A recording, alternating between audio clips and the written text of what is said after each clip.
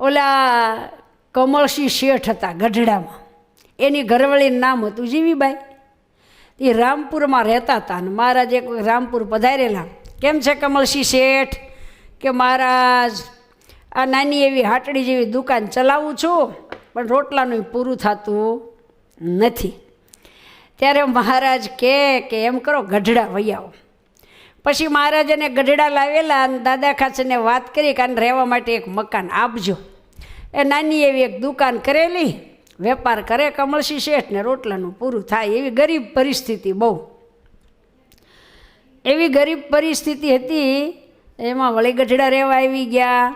રોજ ભગવાનના દર્શન કરે, પણ શેઠ છે ને બહુ પ્રેમી ભગત, મહારાજમાં નિષ્ઠાવાળા ખૂબ, અને મહારાજનો સર્વોપરી મહિમા જાણતા હતા આ કમળસિંહ શેઠ.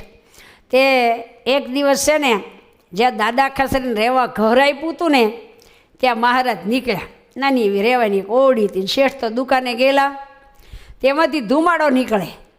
એટલે મહારાજને નીકળે કે કોણ છે ઘરે? ત્યાં તો જીવબાઈ બહાર આવ્યા કે મહારાજ હું છું. કેમ ગયા શેઠ? કે એ તો દુકાને ગયા છે. તે શું કરો છો જીવબાઈ? કે મહારાજ છે ને હું રોટલા કરું છું, ત્યાં છે ને ધુમાડો બહુ થાય છે. તે મહારાજ છે ને એના ઘરમાં ડોકાણા રોટલા ઘડતા હતા ને, તે મહારાજ કે જીવીબાઈ ત્યાં રોટલામાં ભમરા કેમ પડે છે? તમને રોટલા કરતા નથી આવડતું? કે મહારાજ અમને કણબીન બાયું રોટલા ઘડે ને એવા ન આવડે, આવા અમારા રોટલામાં ભમરા પડે છે. મહારાજ કે આમ રોટલા ઘડાય, લાવો અમે શીખડાવી, લાવો અમે રોટલો ઘડતા શીખડાવી. એટલે બોલો કેવા દયાળુ પ્રભુ, રોટલો ઘડતા શીખડાવવા બેઠા, પાટલા પર મહારાજ બેઠા અને સામે કાથરોટ મૂકી. મહારાજે થોડોક લોટ નાખ્યો, પાણી નાખ્યું, મીઠું નાખ્યું ને પછી મહારાજ આમાં મહળવા માંડ્યા. મહારાજ કે અહીં બેહો જીવબાઈ, જો પહેલાં છે ને થોડું થોડું પાણી લેતું જવાય ને આમાં લોટ મહળતું જવાય, અને જેટલો લોટ મહળીએ ને એટલો રોટલો સારો થાય, સમજ્યા? એમ કરી અને મહારાજ રોટલો મહળતા જાય અને જીવબાઈને કહેતા જાય કે જો આમ મહળાય, આમ પાણી લેતું જવાય, બહુ ઢીલોય લોટ ન થઈ જાય, નકર પાછો ટીપાય નહીં. રોટલા ઘડતા આવડે છે ને, જો શીખી જાયજો. પછી મહારાજ કે હરખો લોટ મહળાઈ જાય ને પછી જો આમ ગોળો કરવાનો અને પાણીવાળો હાથ ફેરવવાનો, અને પછી આમ ગોળાને 2-3 ઠપાટું મારવાની, અને પછી આમ રોટલો ઘડવાનો. એમ મહારાજે કરી. પછી મહારાજ કે વચ્ચેથી જાડો રાખવાનો, કોર ટીપવાની પહેલાં, અને પછી કોર ટીપાઈ જાય ને પછી વચ્ચેથી આમ ટીપવાનો, એટલે સરસ મજાનો ગોળ રોટલો થઈ જાય. અને પછી જો આમ કરીને આમ તાવડીમાં નાખવાનો, એમ ન ફાવે તો આમ તાવડીમાં નાખવાનો. એમ કરીને મહારાજે રોટલો ટીપીને તાવડીમાં નાખ્યો. અને પાછી મહારાજ કે જો સાંભળો જીવબાઈ, થોડોક કાચો હોય ને ત્યાં આમ ફેરવી નાખવાનો, પછી તળિયું કઠણ થઈ જાય ને પછી ઊંધો વાળી દેવાનો, અને રોટલો ઊંધો નાખ્યા પછી પાણીવાળો હાથ કરીને ઉપર ફેરવીને આમ હળવે હળવે દબાવવાનું, તે ફૂલીને દડો થાય. અને પછી એઠો ઉતારવાનો, પછી કોપટી કાઢીને એમાં ઘી ચોપડવાનું. ઘી ન હોય તો એમને એમ રહેવા દેવાનું.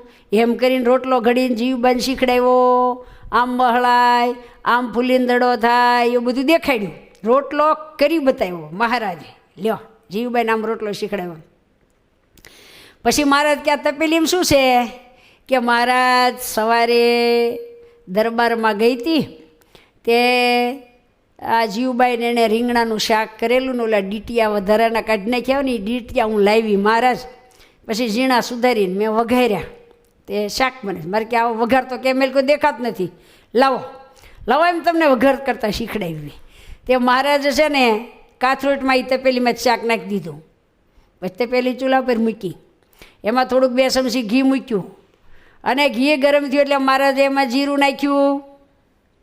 અને પછી ગરમ થઈ ગયું ને એટલે મહારાજ કીધું કે આમાં જો રાઈ નાખવાની, જીરું નાખવાનું, અને પછી ઓલું કાથરોટમાં શાક હતું એમાં નાખી દીધું. ચમકારો કર્યો.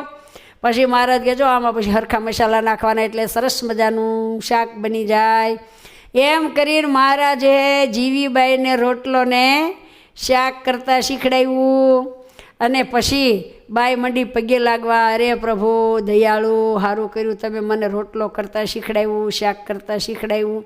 મહારાજ કે આવી રીતે કરજો, બહુ સારું. એમ કરીને મહારાજ હાથ ધોઈને દરબારગઢમાં પધાર્યા. ત્યાં બપોરે કમળસિંહ શેઠ આવ્યા, તે જીવબાઈ બધી વાત કરી કે મહારાજ આવ્યા હતા અને મને રોટલો આવી રીતે એમ શીખડાવ્યો. અરે રે ક્યાં ગયો એ રોટલો મને દે.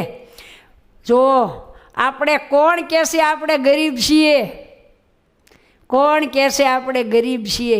જેને ઘરે પુરુષોત્તમ નારાયણ જેને ચૂલે બેસીને રોટલો કરી જાય એ આપણે ગરીબ નથી. અરે આપણે તો શેઠ સાવકાર છીએ. અને અનાથ અભાગી રે બાઈ અમે નથી. જો અમે છીએ સભાગીયા, અમે તો સાહુકાર છીએ કે જેને ઘરે પુરુષોત્તમ નારાયણ રોટલો શીખડાવવા આવે. લાવ મને એ રોટલો દે. પછી ભગવાને જે રોટલો કર્યો હતો એ બહુ હરખથી કમળસિંહ શેઠ જીમ્યા. અને એટલો બધો હરખ થયો, એટલો બધો હરખ ને પ્રેમ થયો. આવા પ્રેમી ભક્તો ખૂબ આનંદથી રહેતા અને ભગવાનનું ભજન કરતા. બરોબર. એ મહારાજ તો છે ને ભાવના ભૂખ્યા છે, માટે મહારાજને રાજી કરવા આવું ભગત થવું, પ્રેમી ભગત થવું. બરોબર. રૂપિયા ન હોય તો કાંઈ નહીં, પણ જોઈએ હૃદયમાં ભાવ અને ભાવ હોય ને તો મહારાજ અતિશય રાજી થાય છે. તો આવા પુરુષોત્તમ નારાયણ એના આપણે આશ્રિત બન્યા છીએ. તો ભગવાન કેવા દયાળુ, ભગવાન કેવા નિર્માની. એક બાઈને રોટલો શીખડાવે તો કોઈ પણ પ્રકારનું અભિમાન, કોઈ પ્રકારનો અહંકાર આપણે રખાય. જેના નિરમાની ભગવાન તેના દાસને જોઈએ કેમ માન.